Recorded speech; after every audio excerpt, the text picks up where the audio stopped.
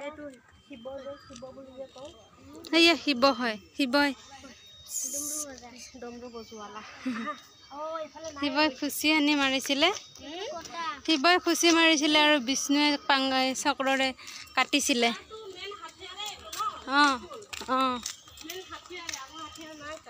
নাই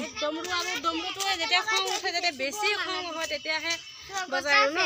চুৰি তুলি উৰি গৈছে পুৰা খঙতে কাটি যাব ওপৰত উঠিবা নেকি ওপৰত উঠিবা উঠিবা ব'লা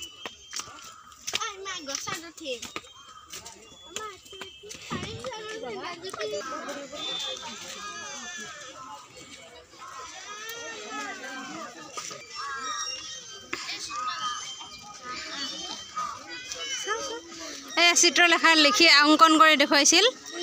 সেয়া অনিৰুদ্ধ উষা অনিৰুদ্ধৰ পাছতো নাই ইমান গৰমনো ক'ত থাকিব আৰু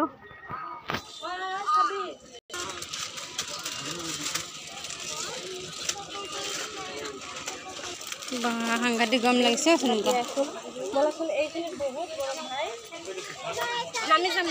ওপৰত নুঠো সেইফালে যাবানে তলত কিবা চাবলৈ ব'লা সেইফালে যাওঁ সেইফালে তলত চাওঁ লিজা